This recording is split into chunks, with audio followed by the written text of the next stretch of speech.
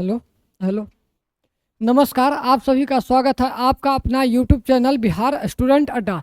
आप देख रहे हैं सीटेट का क्लास जो कि आगामी संभावित परीक्षा दिसंबर 2025 में होने वाला है। उसी के लिए हम लोग ये क्लास स्टार्ट किए। आज सीडीपी का आज 7वां क्लास है।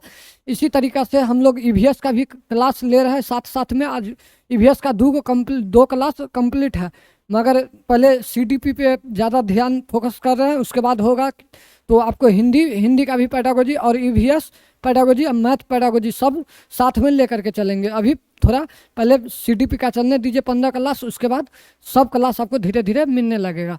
चलिए, ज़्यादा समय नहीं लेंगे, क्लास स्टार्ट करते हैं। पहले आप लोग को अगर टेलीग्राम पे नहीं जुड़े हैं तो टेलीग्राम पे आप बिहार स्टूडेंट अड्डा सर्च करके आप जा सकते हैं, या ज्वाइन कर सकते हैं, या नहीं तो डिस्क्रिप्शन में आप जा करके टेलीग्राम का लिंक दिया हुआ है, आप उसमें जा करके आप टेलीग्राम ज्वाइन कर लीजिए। चलिए क्लास को स्टार्ट करते हैं।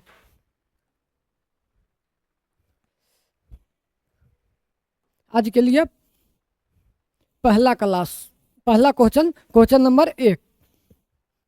क्वेश्चन नंबर 1 है, निम्नलिखित में से कौन सा एक उपयुक्त रचनात्मक आकलन कार्य नहीं है। माने कि इसमें कह रहा है निम्नलिखित में से कौन सा उपयुक्त रचनात्मक का आकलन कार्य नहीं है। अगर नहीं रहे असत्य रहे, ये सब जो रहे ना, तो आप सबसे पहले है कि गोला कर लिया कीजिए, ताकि आपको बाद में है जो इस चीज़ का याद रहे। कभी भी नज़र क्वेश्चन पर जाए तब आपको याद आ जाए कि आपको सत्य चुनना है या असत्य, हाँ सही या गलत आपको चुनना है। ये सबसे पहले आप क्वेश्चन पे कीजिएगा, नहीं तो आपको मिस्टेक हो जाएगा, आप क्वेश्चन गलती करके आ जाइएगा, आता हुआ क्वेश्चन भी आप गलती करके आ जाइएगा। इससे पहले आप गोला कर लिया कीजिए। चलिए, इसका ऑप्शन देखिए, खुले अंत वाले प्रश्न। ऑप्शन नंबर बी देखिए, परियोजना। ऑप्शन नंबर सी, अवलोकन। ऑप्शन नंबर डी, विद्यार्थियों का योग्यता क्रम में निर्धारित करना। आपको इसमें से चुनना है 4 गो ऑप्शन में से कि इसमें से कौन सा रचनात्मक आकलन कार्य नहीं है। माने रचनात्मक आकलन कार्य नहीं है, इसमें से 4 गो ऑप्शन में से आपको चुनना है। चलिए ऑपरेशन करते हैं चारों का। ये ऑप्शन नंबर ए कह रहा है खुले अंत वाले प्रश्न। खुले अंत वाले प्रश्न का मतलब जैसे देख लीजिए, किसी आप लोग भी एग्जाम दिए होइएगा, उसमें आप खुले अंत वाले प्रश्न आपको मिला होगा। आप जब 9th 10th में 8th में जब पढ़े होइएगा, उसमें हाँ या नहीं का दिया होगा, एक एग्जेक्टिव में पूछा होगा कि हाँ में या नो में आप जवाब दीजिए। उस टाइप का आपको क्वेश्चन जरूर पूछा होगा। तो आप एक बच्चा के अति आकलन के लिए, रचनात्मक आकलन के लिए आप बेहतर इसको मान सकते हैं कि आप इस तरीक़ा से आप पूछ सकते हैं, या बच्चा को सामने खड़ा करके आप खुले टाइप का कोई भी एक क्वेश्चन, जैसे कि कोई एक लाइन में आप पूछ सकते हैं उस बच्चा को हाँ या नो में, गलत है या सही, इस टाइप में आप बच्चे से आप पूछ सकते हैं। इसके लिए भी रचनात्मक है बच्चा, हाँ इसमें तुरंत तर्क करके बतला देगा कि ये सवाल सही है या गलत है, या जो थॉट में बतला रहे हैं ये सही या गलत है। तो रचनात्मक कार्य में खुले अंत वाले क्वेश्चन भी सही होता है। ऑप्शन नंबर बी देखिए, परियोजना। आप जैसे देखिए, कुछ सब्जेक्ट ऐसा होता है कि उसमें आप लिखने के लिए नहीं परियोजना देते हैं, जैसे ईवीएस में कुछ चीज़ों को कहते हैं परियोजना का, या कोई चीज़ को कहते हैं कि घर से बना करके लाइए। तो जो बच्चा जाता है तो घर से कोई चीज़ बना करके लाता है, तो आपके सामने में आकर के दिखाता है, तो आप उस हिसाब से बच्चे को नंबर देते हैं। तो परियोजना के हिसाब से आप भी उस बच्चा के, या नहीं तो आप पॉल्यूशन पढ़ा रहे हैं, बच्चा को आप बोल दीजिए कि तुम अपना जब घर जाते हो तो रास्ता में किस टाइप का पॉल्यूशन के कौन नाली का क्या हिसाब किताब है, नाली तुम्हारे अति गांव में है कि नहीं है, किस टाइप अति साफ सफाई में क्या कैसा है, वृक्ष कौन आपके तुम्हारे गांव में वृक्ष है, ये भी परियोजना आप दे दीजिएगा तो बच्चा घर से करके लाएगा। या लिखने के लिए भी बोल दीजिएगा कि घर से ये सब लिख करके लाना, तो बच्चा लिख करके लाएगा। तो रचनात्मक कार्य में ये भी आपको ऑप्शन नंबर बी भी सही होगा। ऑप्शन नंबर सी देखिए, अवलोकन करना, यानी कि अब यही में आपको हम बोले क्या कि आपको परियोजना दिए कार्य करने के लिए कि जाओ अपने मोहल्ले में साफ सफाई के बारे में अति बातें इकट्ठा करके लाओ। तो इसी बात पर आप बच्चा जाएगा तो क्या करेगा, सबसे पहले अवलोकन का मतलब आपको हम बार बार बोलते हैं, लिख भी लीजिएगा कि अवलोकन का मतलब होता है देखना।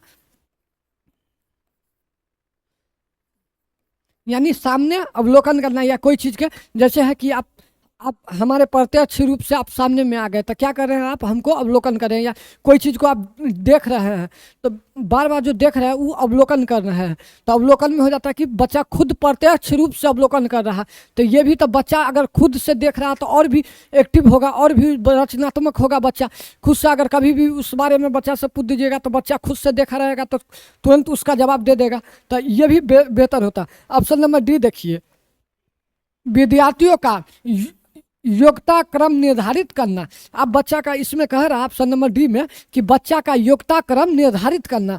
योग्यता क्रम निर्धारित करना, निर्धारित करने का मतलब है कि बच्चा का, कोई बच्चा अगर कोई चीज़ कोई विषय में ज़्यादा है, कोई विषय में बच्चा कम है, तो उसको हम क्या करेंगे, उसको हम बच्चा को निर्धारित कर क्रम में यानी कि योग्यता के हिसाब से बांट करके निर्धारित कर देंगे कि नहीं तुम इस क्रम में रहो, तुम इस क्रम में रहो। इसमें क्या बात हो गया, अलगाव का बात हो गया। इसमें बच्चा को हम क्या कर रहे हैं, बांट रहे हैं एक दूसरे से। हमारे भारत में कैसा शिक्षा है, समावेशी शिक्षा है, यानी कि सभी बच्चा को एक साथ बैठा करके एक ही छत के नीचे पढ़ाना है। अब बच्चा को अगर हम अलग कर देंगे, जो भी बच्चा है जो आपस में बात करके कुछ रचना वाला कार्य करेगा वो भी बच्चा नहीं कर पाएगा। इसके लिए निर्धारण बच्चा को कभी भी नहीं करेंगे, उसको ज़्यादा से ज़्यादा बात करने के लिए अवसर देंगे, ज़्यादा से ज़्यादा क्वेश्चन एक दूसरे से डिस्कशन के लिए देंगे, योग्यता के हिसाब से कभी नहीं बांटेंगे। अब इसमें से हमको कौन सा चुनना था, इसमें से हमको गलत वाला चुनना था। गलत वाला कौन सा हो जाएगा इसमें, तो गलत वाला ऑप्शन नंबर डी हो जाएगा। ऑप्शन नंबर डी हो जाएगा, योग्यता क्रम में निर्धारित करना, यानी योग्यता के हिसाब से बच्चा को हम अलग अलग करेंगे, ऐसा कभी नहीं करेंगे। चलिए क्वेश्चन नंबर 1 का ऑप्शन नंबर डी आंसर हो जाएगा। चलिए अगला क्वेश्चन नंबर 2।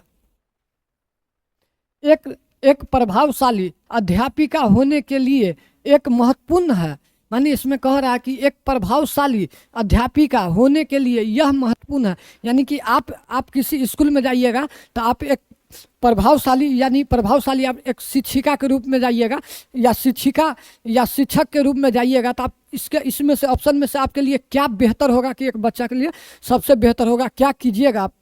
तो ऑप्शन नंबर ए देखिए, पुस्तक से उत्तरों को लिखने पर बल देंगे, यानी कि कह रहा कि आप इस स्कूल में जब जाइएगा तो आप पुस्तक बच्चे सबको कहिएगा कि पुस्तक में से आंसर उत्तर लिखने के लिए आप बच्चे सबको बल दीजिएगा उस पर।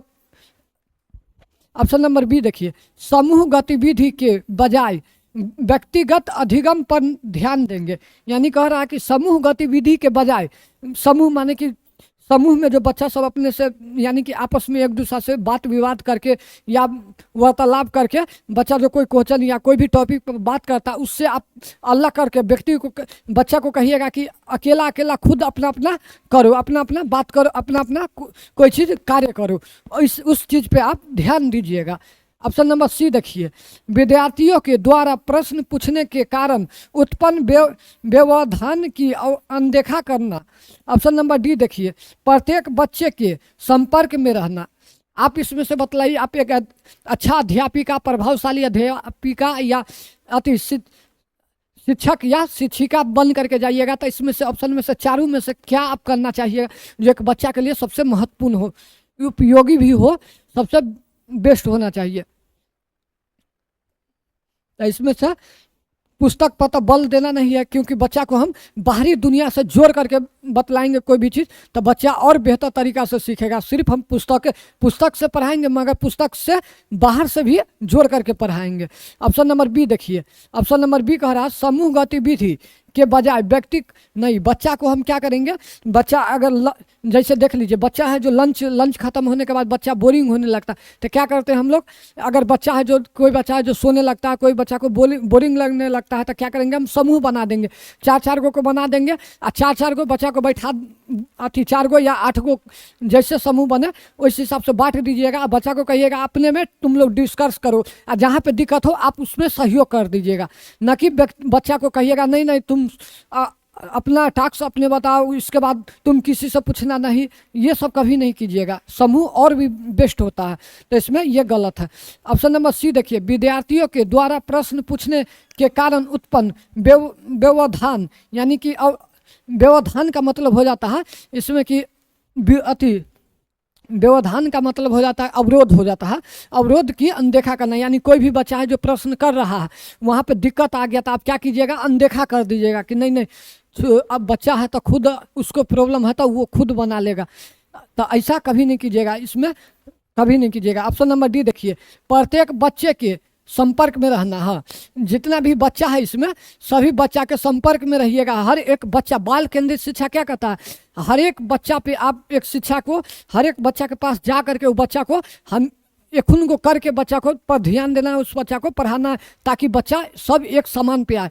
यही कहना है, प्रत्येक बच्चा के संपर्क में आप रहिएगा तो सभी बच्चा है जो खुल करके आपसे बात करेगा, आपसे कोई कुछ पूछना रहेगा तो बेझिझक आपसे पूछेगा। तो इसीलिए बच्चे के संपर्क में, जितना बच्चे को क्लोज में रहिएगा उतना बच्चा आपसे फ्रेंकली, कोई भी डाउट रहे, कोई भी बात रहे, आपसे बेझिझक बोलेगा, आप उसका समाधान कीजिएगा, सबसे बेस्ट होता है।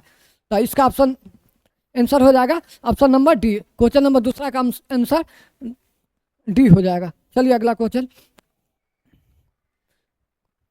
क्वेश्चन नंबर 3, लड़कों एवं लड़कियों के विषय में कुछ कथन नीचे दिए गए हैं, आपके अनुसार इनमें से कौन सा सही है। इसमें कह रहा है कि लड़का है लड़की है, ये दोनों के बारे में कथन, इस 4 को कथन दिया गया है, आपके हिसाब से इसमें से कौन सा सही है।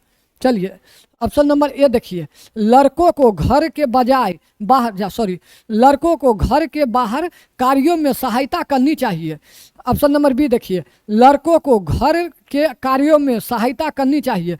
ऑप्शन नंबर सी देखिए, सभी लड़कों को विज्ञान तथा लड़कियों को गृह विज्ञान पढ़ाया जाना चाहिए। ऑप्शन नंबर डी देखिए, लड़कियों को घर के कार्यों में सहायता करनी चाहिए। आप इसमें से बतलाना है कि कौन सा एक लड़का एक लड़की के लिए सबसे बेस्ट हो सकता है,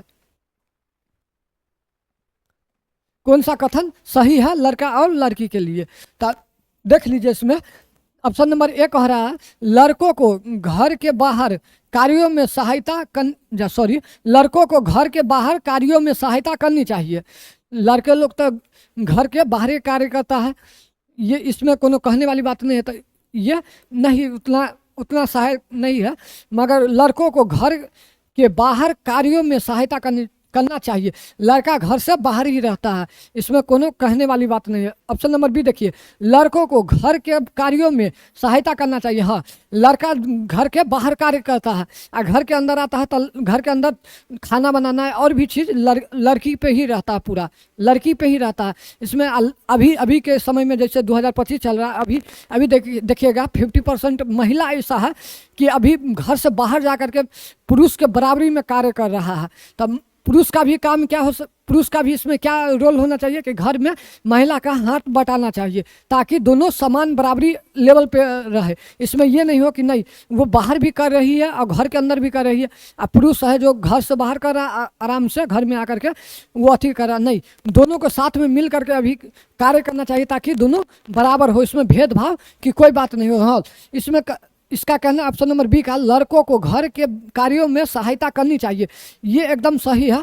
घर के अंदर भी आकर के लड़का को ये करना चाहिए, ये अवधारणा नहीं रखना चाहिए कि नहीं हम लड़का है तो घर में क्यों करेंगे, हम लड़का न है, ऐसा कभी भी अवधारणा ये दिमाग में नहीं रखना चाहिए। अभी के समय में महिला का हाथ बटाना भी सबसे पुण्य का काम है।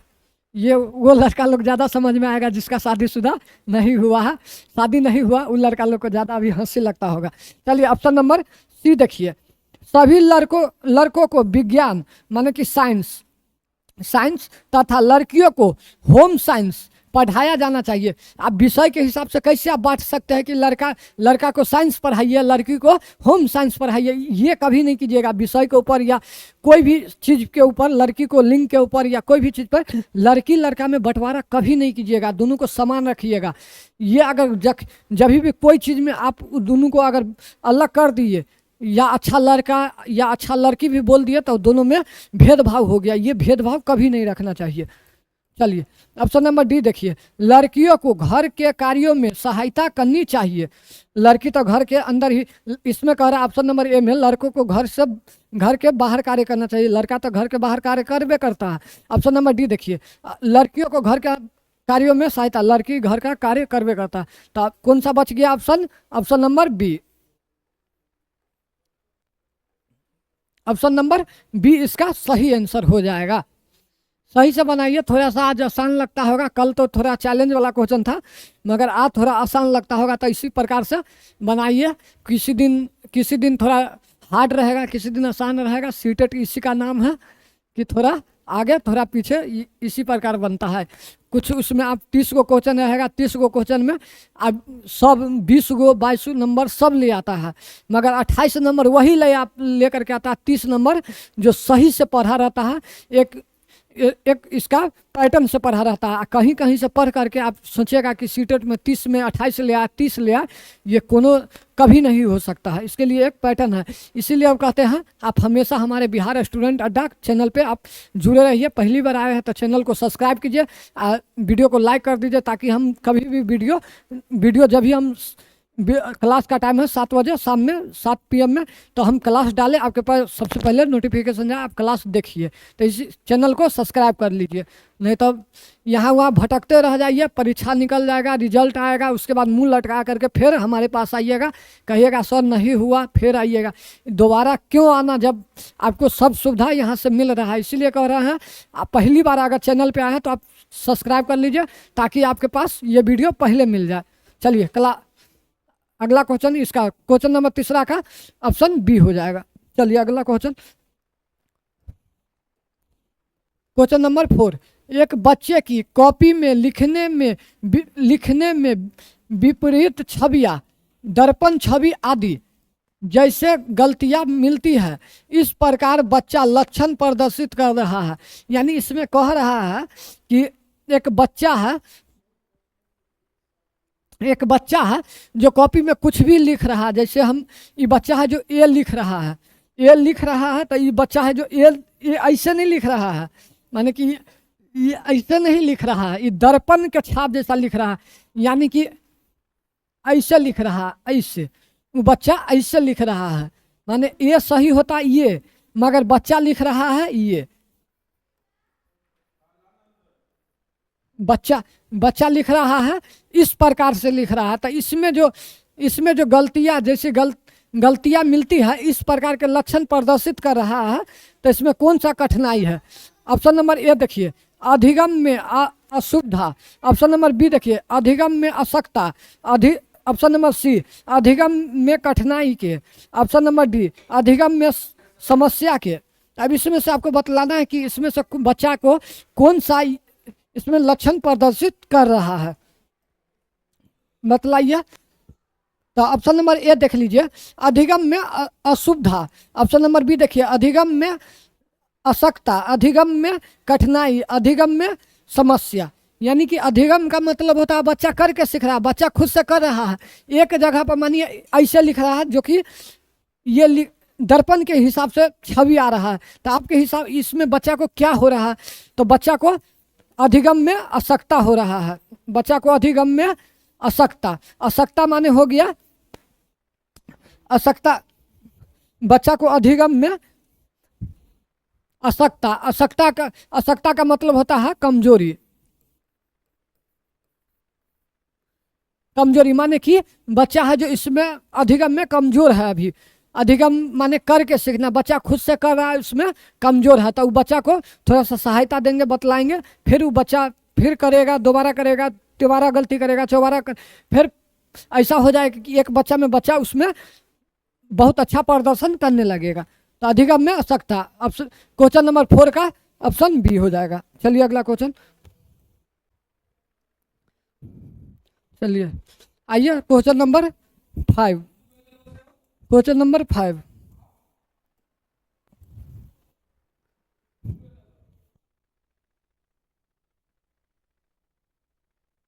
क्वेश्चन नंबर 5, शिक्षार्थियों को ज्ञान अर्जन में सहायता करने के क्रम में अध्यापकों को किस पर ध्यान केंद्रित करना चाहिए? यानी कह रहा है कि एक बच्चा है कि अर्जन माने होता है, देख लीजिए, अर्जन माने होता है स्वतः ग्रहण होना, यानी कि स्वतः ऑटोमेटिक आना। अधिगम का मतलब होता है करके सीखना। अधिगम का मतलब करके सीखना। अर्जन का मतलब होता है स्वतः आ जाना, यानी कि कोई चीज़ को अगर हम पढ़ रहे हैं तो स्वतः ज्ञान आ जाना।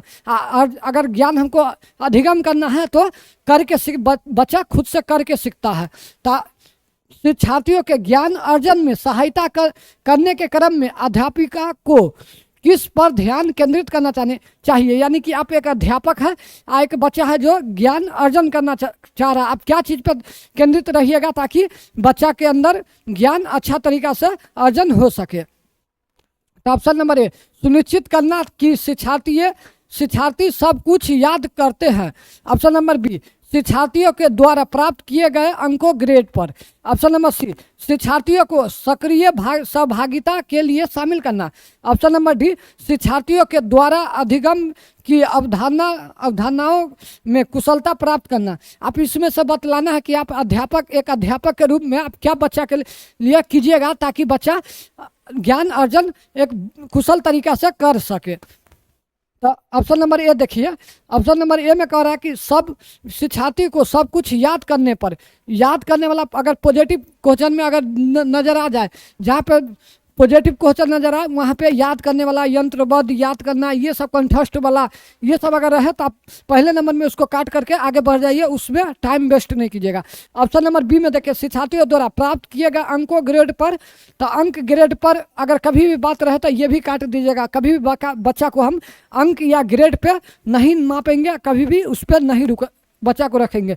ऑप्शन नंबर सी कह रहा है शिक्षार्थियों को सक्रिय सहभागिता के लिए शामिल करना। हाँ, बच्चा को सक्रिय सहभागिता यानी कि बच्चा को खुद से कहेंगे सक्रिय होकर के ज्ञान को अर्जन करने के लिए, बच्चा को खुद से कहेंगे कोई चीज़ अगर कुछ है तो उसको कहेंगे करने के लिए। बच्चा अगर खुद से करके अगर ज्ञान अर्जन कर रहा है तो सबसे बेस्ट होता है। यहाँ पे आप वहाँ पे बच्चा को अवसर देते हैं, टाइम देते हैं, सब कुछ अगर देते हैं तो बच्चा अगर खुद से करके अर्जन कर रहा है ज्ञान को तो सबसे बेस्ट होता है। तो ऑप्शन नंबर इसका हो जाएगा, ऑप्शन नंबर सी हो जाएगा। ऑप्शन नंबर सी हो जाएगा। बच्चा को अगर अवसर देने का बात हो, अगर बच्चा को लचीलापन, अगर समय उपलब्धता हो तो आप सबसे बेस्ट होता है, यहाँ पे पॉजिटिव केस में ले लीजिएगा। तो चलिए अगला question, question number 6। Question number 6 खुद से बनाने का कोशिश कीजिए। देखिए क्वेश्चन कह रहा है आउट ऑफ द बॉक्स चिंतन किससे संबंधित है, यानी कि आउट ऑफ द बॉक्स चिंतन किससे संबंधित है। बॉक्स भी बना देते हैं, जैसे कि ये बॉक्स है,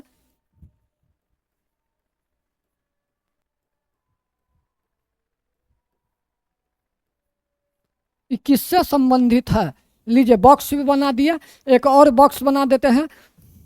एक नंबर हुआ, ये 2 नंबर हुआ।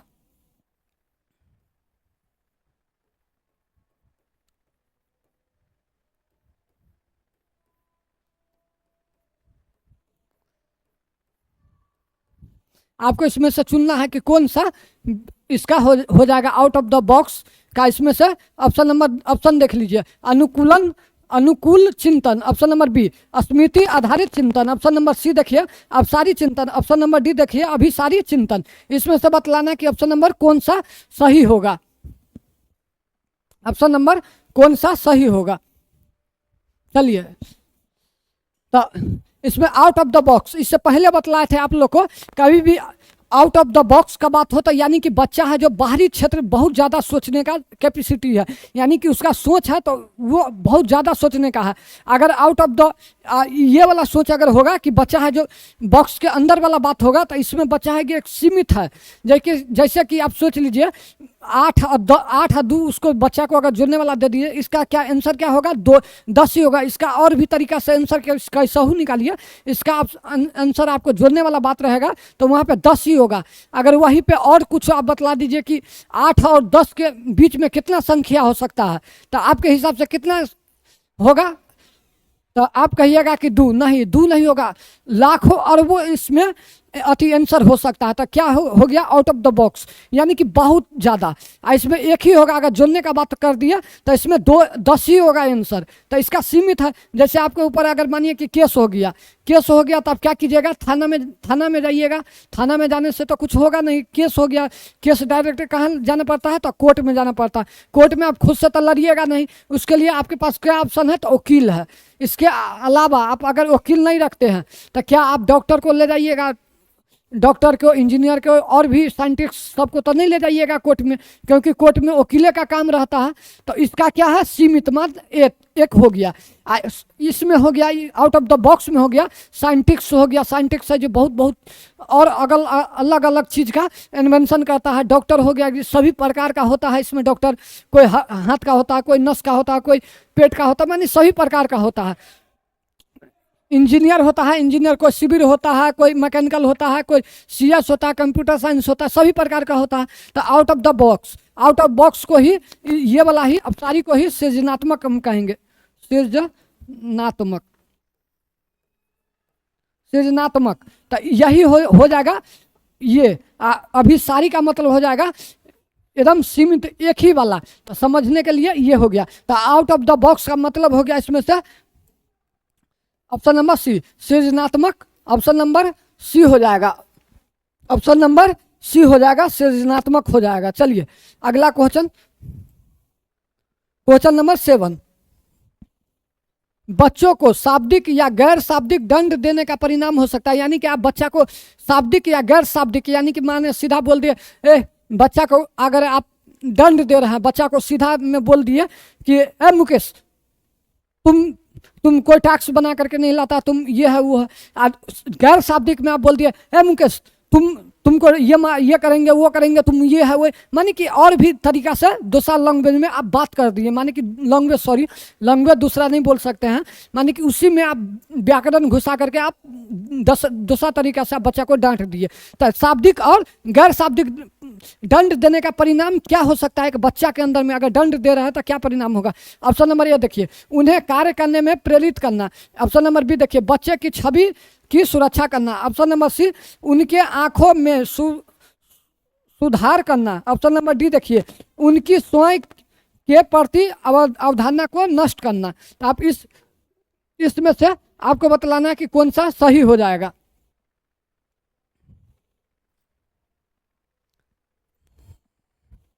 तो ऑप्शन नंबर ए देखिए, उन्हें कार्य करने के लिए प्रेरित करना। आप प्रेरित नहीं कर रहे हैं, आप उसको दंड दे रहे हैं। प्रेरित बच्चा को नहीं कर रहे हैं, बच्चा को दंड दे रहे हैं। अब बच्चा को अगर दंड दे रहे हैं तो बच्चा प्रेरित नहीं होगा, पढ़ेगा नहीं कभी। तो यहाँ पे दंड देने का बात है, तो यहाँ पे प्रेरित वाला बात नहीं होगा। तो ऑप्शन नंबर बी देखिए, बच्चे की छवि की सुरक्षा होगा। छवि का सुरक्षा ऐसा कुछ नहीं है। ऑप्शन नंबर सी देखिए, उनके अंकों में सुधार करना। अंक का होगा, अंक का शाब्दिक का गैर शाब्दिक में आप उसको दंड दे रहे हैं, माने कि उसको डांट रहे हैं। अंकों में सुधार करना। ऑप्शन नंबर डी, उनकी स्वयं के प्रति अवधारणा को नष्ट करना। अवधारणा का मतलब होता है कॉन्सेप्ट, CON, कॉन्सेप्ट। इसी को बोला जाता है बोध, इसी को बोला जाता है बोध। इसी को बोला, जैसे कि अवधारणा का मतलब, जैसे देख लीजिए, अवधारणा का मतलब होता है जैसे कि आप बच्चा में साइकिल नहीं चलाने आता था, धीरे धीरे आप साइकिल सीखे। अब जब पहला बार गए साइकिल चलाने के लिए, तब आप तो एक नहीं साइकिल चलाने लगे, धीरे धीरे उसको सीखे। और जब सीखने के बाद अभी एक समय हो गया कि आप साइकिल को जैसे तैसे आप नचा करके चला सकते हैं। क्या शुरू में ऐसा करते, मगर धीरे धीरे आप किए तो आपके अंदर अवधारणा आ गया, अवधारणा कंसेप्ट आ गया आपके अंदर कि हाँ इसको हम इस तरीका से करेंगे। जैसे है कि सीटेट में शुरू में आपको पता नहीं था कि सीटेट में क्या पढ़ना है क्या नहीं पढ़ना है।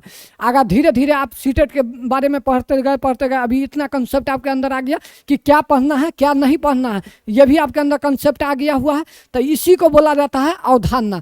अगर कोई बच्चा, अगर उसको आप दंड दे रहे हैं तो वो बच्चा स्वयं के प्रति अगर कुछ भी, अगर स्वयं के प्रति अगर है कि नहीं हम ये कर लेंगे, और उसको आप दंड दे रहे हैं, डांट रहे हैं, बहुत ज़्यादा अथी कर रहे हैं, तो उसके अंदर जो अवधारणा है, ये चीज़ जो कर लेंगे वो नष्ट हो जाएगा, उसके अंदर से ये खत्म हो जाएगा कि हाँ ये चीज़ हम करने, उसको आप डांट दिए। अब वो बच्चा अगर आपको कह रहा है कि सर हम ये पंखा बनाएंगे जो अति हवा में चलेगा, तब वो बच्चा सोच करके किया, उसके अंदर अवधारणा आ गया उस चीज़ का। आप उसको क्या कीजिए, उसी बात पर उसको डांट दिए, और डांट दिए तो उसके अंदर जो अवधारणा आ गया था वो डिमोटिवेट हो गया, वो बच्चा वो चीज़ नहीं करेगा। अब वो बच्चा के अंदर वो चीज़ जो अवधारणा नया जो आया था वो तुरंत खत्म हो जाएगा। तो यही चीज़ बतला रहा था। इसमें आपको दंड देने से कौन सा होगा, तो ऑप्शन नंबर डी होगा, उनकी स्वयं के प्रति अवधारणा को नष्ट करना हो जाएगा। तो क्वेश्चन नंबर 7 का आंसर हो जाएगा डी। चलिए क्वेश्चन नंबर 8। क्वेश्चन नंबर 8 हो गया, निम्नलिखित में से कौन कौन प्रारंभिक बाल्यावस्था अवधि के दौरान उन भूमिकाओं एवं व्यवस्था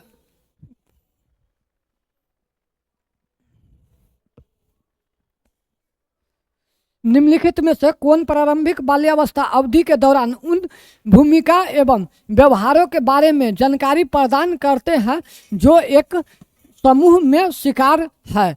मानी कि ये कह रहा कि ऐसा कौन सा बाल्यावस्था का अति समय है जिसमें बच्चा है जो समूह में जो उसका माता पिता जो भाई बहनी कुछ भी कहे उस बात को वो स्वीकार कर लेता है बच्चा।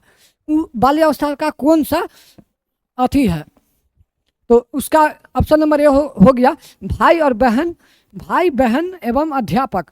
ऑप्शन नंबर बी अध्यापक एवं साथी। ऑप्शन नंबर सी साथी एवं माता पिता। ऑप्शन नंबर डी माता पिता और भाई बहन। इसमें से आपको चुनना है कि निम्नलिखित में से कौन सा प्रारंभिक बाल्यावस्था का बात हो रहा है कि माने कि पूर्व बाल्यावस्था इसी को बोला जाता है प्रारंभिक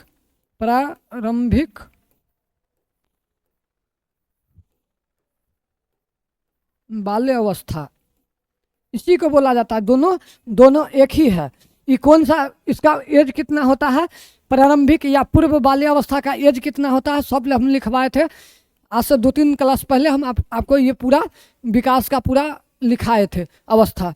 तो ये कितना हो जाएगा? तो 2 से 6 वर्ष हो जाएगा।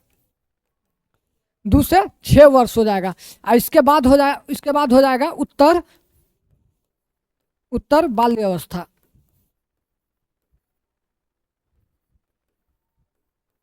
उत्तर बाल्यावस्था ये कितना हो जाएगा? तो 6 से 12 हो जाएगा। 6 से 12 वर्ष या 6 से 11 भी ले सकते हैं। तो आप इसमें से बतला रहा है कि प्रारंभिक बाल्यावस्था यानी इस एज में बच्चा का अवधि के दौरान उन भूमिका एवं व्यवहार, माने उस समय जो बच्चा व्यवहार करता है 2 से लेकर के 6 वर्ष में जो व्यवहार करता है उसके बारे में जानकारी प्रदान करते हैं जो एक समूह में शिकार है। तो इसमें से कौन सा समूह को शिकार करता है? 2 से 6 वर्ष में बच्चा कौन सा समूह में रहता है, उस समय किस सब को शिकार करता है? तो इसका हो गया भाई बहन और अध्यापक। नहीं, उस समय अध्यापक से उतना क्लोज नहीं रहता है। ऑप्शन नंबर बी अध्यापक में साथी नहीं, उस समय भी साथी नहीं बना रहता। ऑप्शन नंबर सी साथी एवं माता पिता नहीं। ऑप्शन नंबर डी देखिए माता पिता और भाई बहनी। हाँ, इसमें रहता है कि बच्चा है जो समय ज़्यादातर माता पिता और भाई बहन के साथ रहना चाहता है।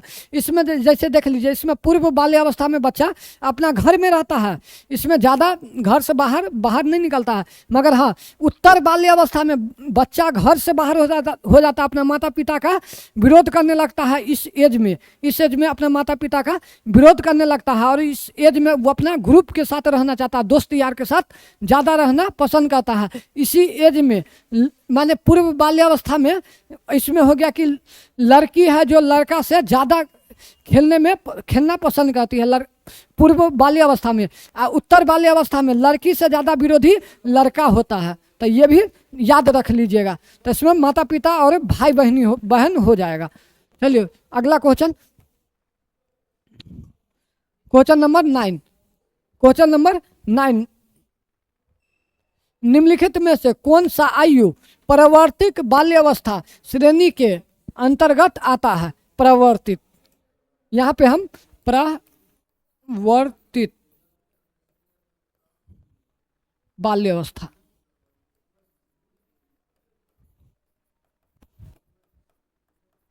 ये वाला आप लोग लिख लीजिएगा, वीडियो रोक करके ये जरूर लिख लीजिएगा, ये नाम जरूर लिख लीजिएगा।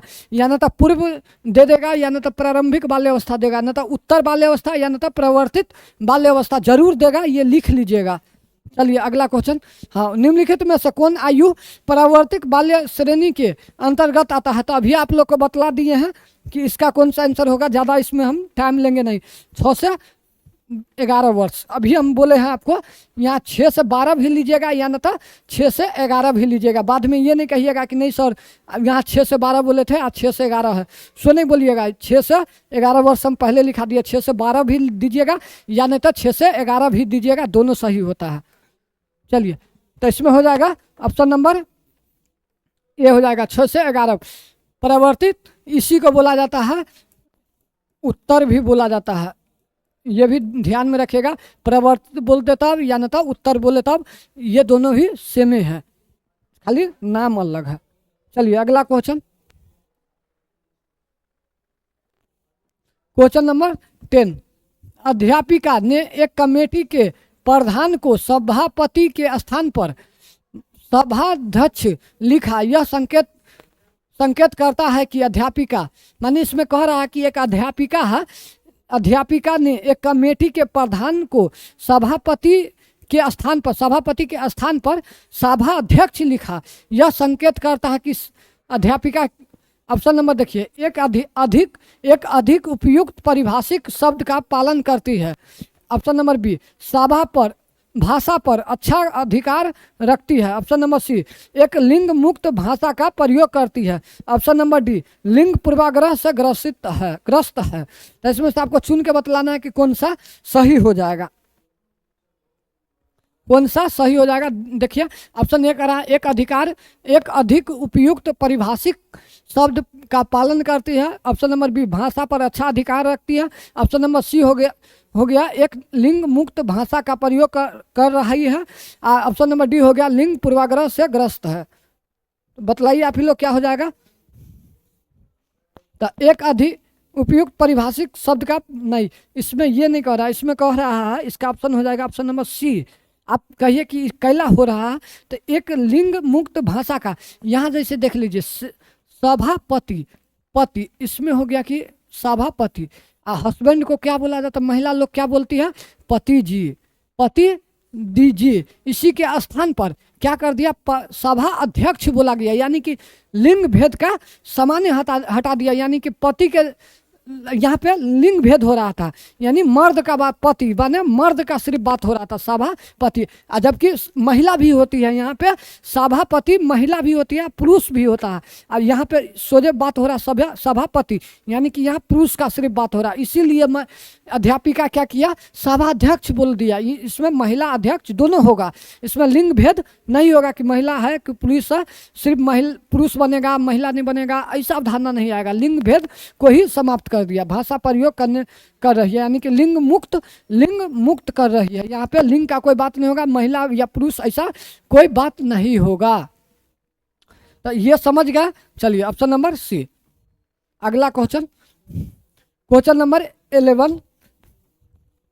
सतत एवं व्यापक मूल्यांकन किस लिए आवश्यक है। इसमें कह रहा है सतत एवं व्यापक मूल्यांकन किस लिए आवश्यक है। तो ऑप्शन देखिए, शिक्षण के साथ परीक्षण का तालमेल बैठाने के लिए। ऑप्शन नंबर बी, शिक्षा बोर्ड की जवाबदेही कम करने के लिए। ऑप्शन नंबर सी, जल्दी की जाने वाली गलतियों की तुलना में कम अंतराल पर की जाने वाली गलतियों को सुधारना। ऑप्शन नंबर डी, यह समझाने के लिए कि अधिगम का किस प्रकार अवलोकन किया जाता है, दर्ज किया जाता है, वह सुधार किया जाता है। तो इसमें से आपको बतलाना है कि क्या इसमें सही हो जाएगा। इसमें बतलाना है सतत का मतलब हम बोले थे निरंतर।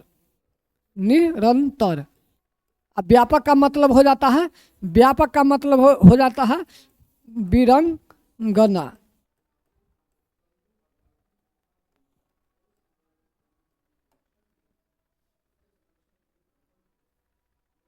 वीरांगना, इसमें आपको बतलाना है कि इसमें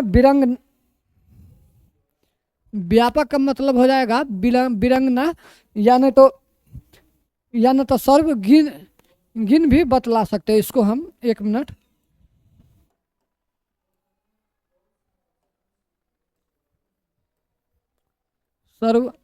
गिन भी बोल सकते हैं। ज़्यादातर सीटेट में ये शब्द ज़्यादा यूज हुआ है, इसलिए हम यही शब्द को लेकर के चलेंगे। निरंतर सर्वगिन मूल्यांकन किस लिए आवश्यक है? तो ऑप्शन नंबर, शिक्षण के साथ परीक्षण के तालमेल बैठाने के लिए। ऐसा कभी नहीं करेंगे खाली परीक्षा परीक्षा इसलिए पढ़ाएंगे ताकि परीक्षा बच्चा से हम अच्छा तरीका से ले सके, परीक्षा ले सके, इसलिए तालमेल के लिए नहीं, ये कभी नहीं। ऑप्शन नंबर बी देखिए, शिक्षा बोर्ड को जवाबदेही के लिए। इसमें बोर्ड को क्या जवाब देना, छोटा सा बच्चा को पढ़ा रहे हैं, इसमें हम बोर्ड का बात कहाँ से ले आएंगे, बोर्ड इसमें नहीं आता है। ऑप्शन नंबर सी हो गया, जल्दी जल्दी की जाने वाली गलतियों को तुलना में कम करने। यहाँ कह रहा है निरंतर सर्वगुणी यानी कि बहुत स्तर पर।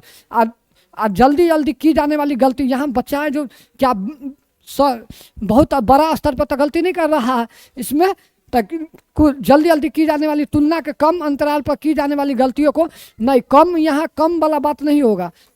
यहाँ पे बच्चा का हो जाता है कि व्यापक रूप से होता है, व्यापक रूप से होता है, बड़ा क्षेत्र होता है। और सतत का मतलब होता है लगातार होता है, निरंतर होता है, तो ये भी होता है, तो इसमें ये कभी नहीं होगा। ऑप्शन नंबर डी देखिए, यह समझाने के लिए कि आज अधिगम का किस प्रकार अवलोकन किया जाता है, दर्ज किया जाता है, वह सुधार किया जाता है। बच्चा को इसलिए हम सतत डेली मूल्यांकन करेंगे व्यापक रूप से कि यह समझाने के लिए कि अधिगम किस प्रकार से करता है, किस प्रकार से तुम्हारे अंदर तुम खुद से करके सीखोगे, और दर्ज किया जाता है बच्चा के कि किस प्रकार से सीखा, और सुधार अगर नहीं कर पाया तो उसको हम सुधार कर देंगे, ये सबसे बेस्ट होता है इसमें।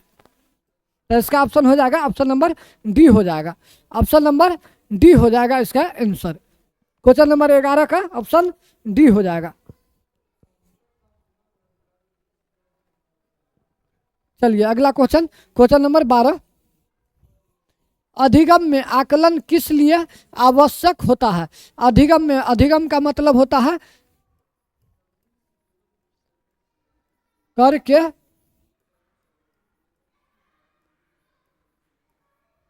सीखना, माने कि इसमें अधिगम में आकलन किस लिए आवश्यक होता है? ऑप्शन नंबर ए, ग्रेड एवं अंकों के लिए। ऑप्शन नंबर बी, जांच परीक्षण के लिए। ऑप्शन नंबर सी, प्रेरणा के लिए। ऑप्शन नंबर डी, पृथक्करण और श्रेणीकरण में के उद्देश्यों को प्रोत्साहन देने के लिए। तो इसमें से आपको बतलाना है कि कौन सा इसमें अधिगम में आकलन का होगा। देखिए यहाँ पे ये भी सोच लीजिए, अधिगम का आकलन अगर रहता है ना तो उसमें ग्रेड और अंक दिया जाता है। अगर अधिगम का आकलन रहता है तो उसमें ग्रेड और अंक दिया जाता है, ये भी दिमाग में रखिएगा एकदम। मगर अधिगम में आकलन माने कि अधिगम बच्चा कर रहा है और उसी में है जो हम क्या कर रहे हैं, उससे आकलन मूल्यांकन कर लेते हैं। तो इसमें हम ग्रेड और अंक का बात नहीं करेंगे, इसमें ग्रेड और अंक नहीं करेंगे, क्योंकि ये तुरंत बच्चा कर ही रहा है, उसी में हम माने कि आकलन कर लिए कि बच्चा कितना तक सीख रहा है। ऑप्शन नंबर बी देखिए, जांच परीक्षण के लिए। जांच परीक्षण के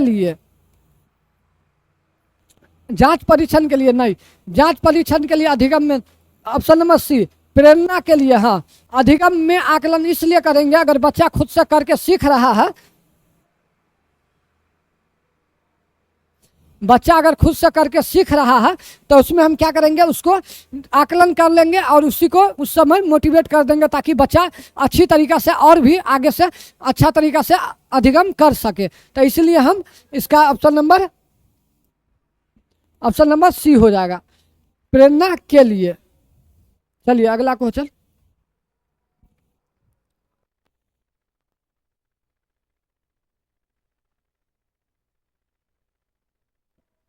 चलिए क्वेश्चन नंबर 13, प्रचलित योजनाओं में नई जानकारी जोड़ने को किस नाम से जाना जाता है? यानी देखिए पुराना बात है, यानी कि पुराना योजना। प्रचलित माने पुराना काम कोई चीज है, उसमें नई जानकारी जोड़ना है तो इसको हम क्या कहेंगे? ऑप्शन नंबर ए, समायोजन। ऑप्शन नंबर बी, समय धारण। ऑप्शन नंबर सी, आत्मसातीकरण। ऑप्शन नंबर डी, संगठन। अब इसमें से बतलाना है कि पुराना जो जानकारी है उसमें नया जानकारी को बच्चा जोड़ रहा है तो इसको क्या कहेंगे? तो इसको कहेंगे हम समायोजन का मतलब होता है कि पुरानी जानकारी में नई जानकारी के आधार पर उसमें पुरानी जानकारी में संशोधन करना।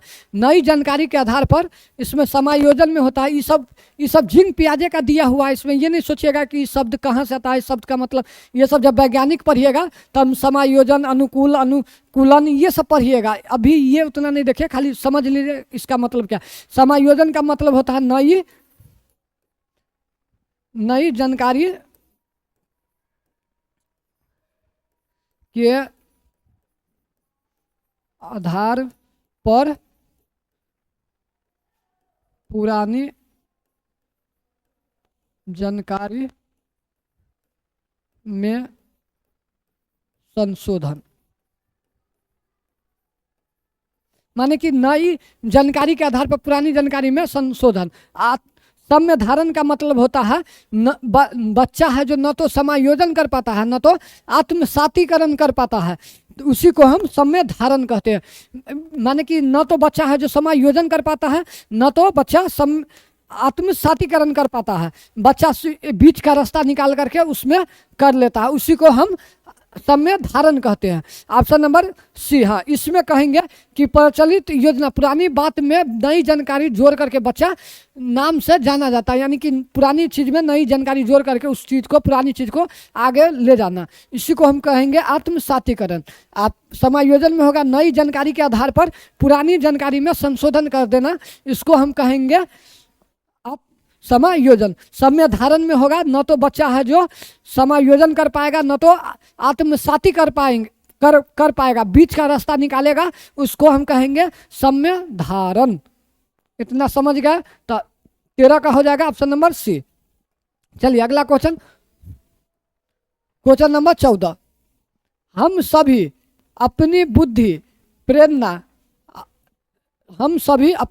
प्रेरणा अभिरुचि आदि के संदर्भ में भिन्न होते हैं, यह सिद्धांत संबंधित है।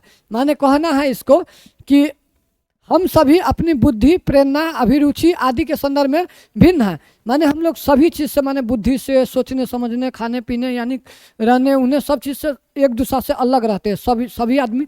यानी एक जुड़वा बच्चा जन्म लेता है वो भी है जो अलग होता, भिन्न होता है एक दूसरे से, दोनों एक दूसरे से भिन्न होता है, बुद्धि से, सोचने, शारीरिक क्षमता, सब चीज़ से चेंज होता है। तो इस संबंध कौन सा सिद्धांत से संबंधित है? ऑप्शन ए देखिए व्यक्तिगत विभिन्नता से, ऑप्शन नंबर बी बुद्धि के सिद्धांत से, ऑप्शन नंबर सी वंशानुक्रम से, ऑप्शन नंबर डी पर्यावरण से। अब इसमें बतलाना है कि बच्चा एक व्यक्ति है जो भिन्न होता है, बुद्धि से, रुचि से, अभिरुचि, प्रेरणा, सभी चीज़ से भिन्न होता है। ये कौन सा सिद्धांत पे है? तो इसका सिद्धांत हो जाएगा व्यक्तिक विभिन्नता से। माने कि हर एक व्यक्ति सभी पर अलग अलग होता है। इसमें मुकेश अंबानी अलग, उसका सोचने समझने का क्षमता है, नरेंद्र मोदी का अलग है, हमारा अलग है, आपका अलग है। माने हर व्यक्ति है जो अलग अलग सोचता है। बोले नहीं कि जैसे माँ का जुड़वा बच्चा अगर जन्म लिया, उस बच्चा का अगर एक समय में जन्म लिया, वही 2-3-4 मिनट का हेर फेर रहता, फिर भी वो बच्चा है कि एक जैसा वो दोनों नहीं हो पाता, भिन्न होता है, दोनों का सोचने समझने का क्षमता अलग होता है। तो ये दोनों अलग होता है। तो व्यक्तित्व विभिन्नता सिद्धांत के कारण ये अलग अलग होता है। बुद्धि का सिद्धांत किसने दिया था? बुद्धि का सिद्धांत हार्वर्ड गार्डनर ने दिया था। बुद्धि का सिद्धांत कई को दिया था हार्वर्ड गार्डनर ने? Harvard gardener. अब इसमें आगे बतलाना है आपको कि कितना दिया था।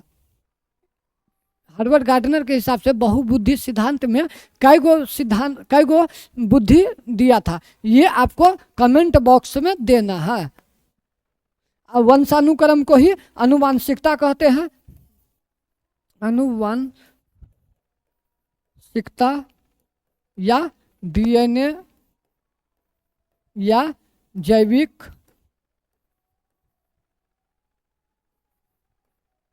इसको, पर्यावरण को हम वातावरण कहते हैं,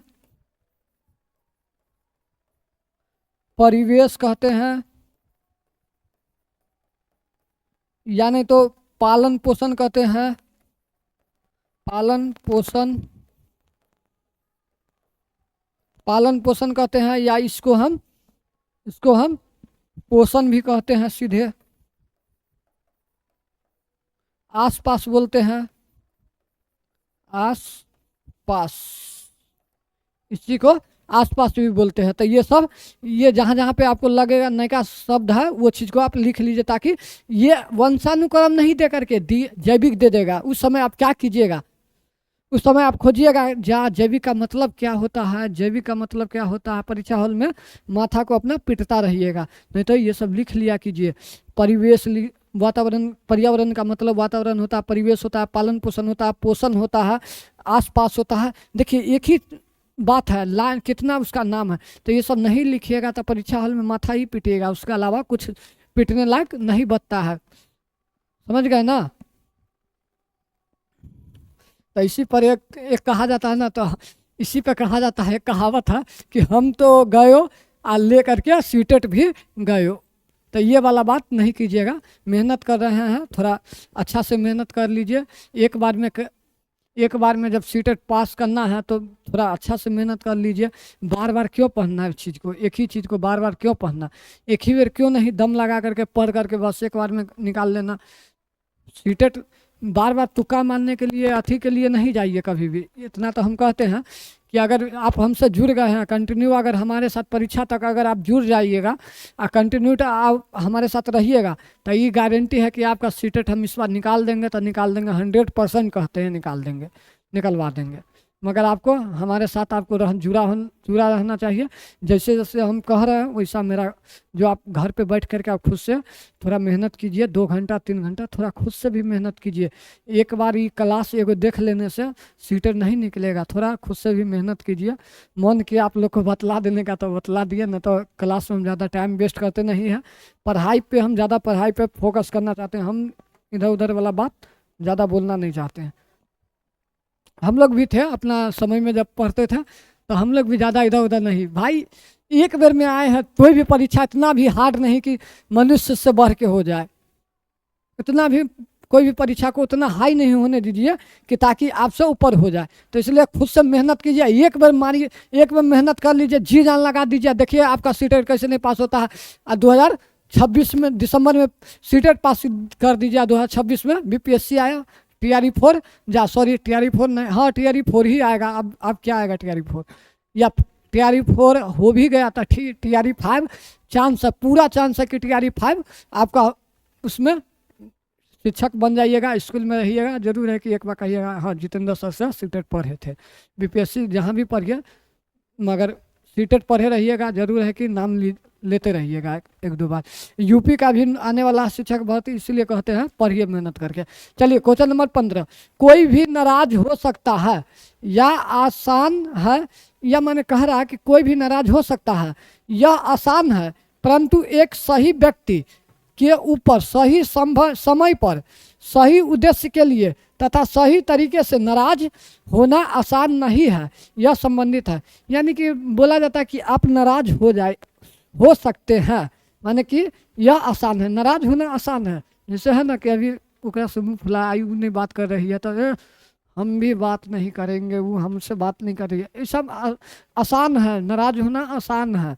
चलिए ये इतना समझ गए, ये ज़्यादा उसमें घुस नहीं जाइएगा उस चीज़ से, बस समझाने के लिए बोल दिए हैं।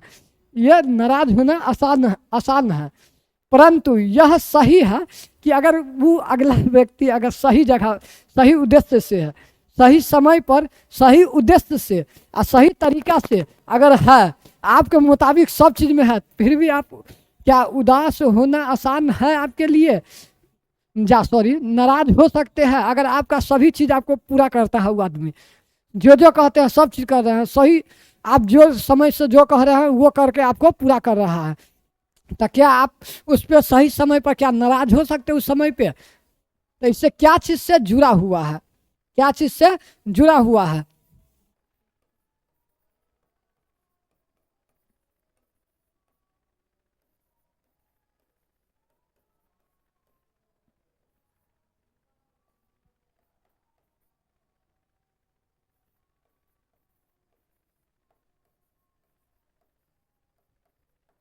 आप बतलाइए।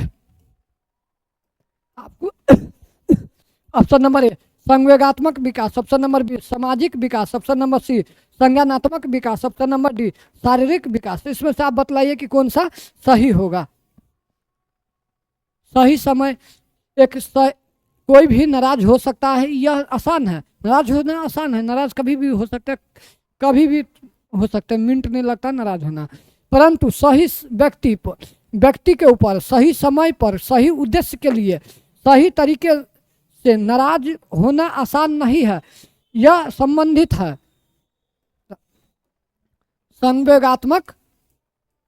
संवेगात्मक इमोशन। संवेगात्मक का मतलब होता है इमोशन, इमोशन माने कि नाराज भी हो गया, इमोशन के संवेग के अथी में आ जाता है। क्रोध, भय, प्यार, ये सब क्या है, ये सब इमोशन है। इमोशन का माने 14 गो रूप है, माने कि आप जब थ्योरी पढ़िएगा उसमें हम 14 गो नाम लिखवाएंगे। इमोशन का ही संवेग का ही 14 गो रूप है। 14 रूप का नाम अगर आप देख लीजिएगा तो कहिएगा ओ ये सब तो इमोशन से ही जुड़ा हुआ। तो प्यार हो गया, सब भय हो गया, इच्छा हो गया, नाराज हो गया, ये सब क्या है, ये सब इमोशन है। तो इमोशन को ही हम संवेगात्मक विकास से संबंधित है, तो इससे ही संबंधित है। सामाजिक विकास, संज्ञानात्मक विकास तो झिंग प्याजे ने दिया था संज्ञानात्मक विकास। शारीरिक विकास क्या चीज में आ गया, ये विकास की अवस्था में आ गया, यानी कि सब चीज आपके विकास की ही अवस्था में आएगा चारों, मगर ये इमोशन से जुड़ा हुआ है। तो आज के लिए 15 क्वेश्चन हो गया है। तो पूरा क्लास तक अंत तक जुड़ने के लिए आप सभी का बहुत बहुत धन्यवाद।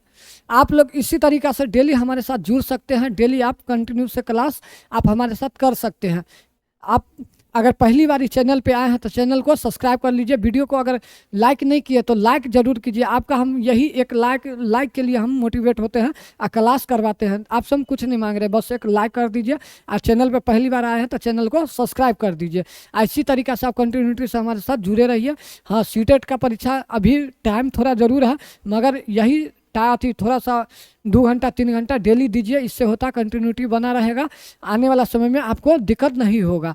तो जुड़ने के लिए बहुत बहुत धन्यवाद। आप हमारे टेलीग्राम पे अगर नहीं जुड़े हुए हैं तो बिहार स्टूडेंट अड्डा सर्च कर लीजिए, और नहीं हो रहा है तो डिस्क्रिप्शन में जाइए हमारे वीडियो के, और उसमें आप टेलीग्राम से जुड़ सकते हैं। तो आज के लिए बहुत बहुत धन्यवाद। कल मिलते हैं इसी समय।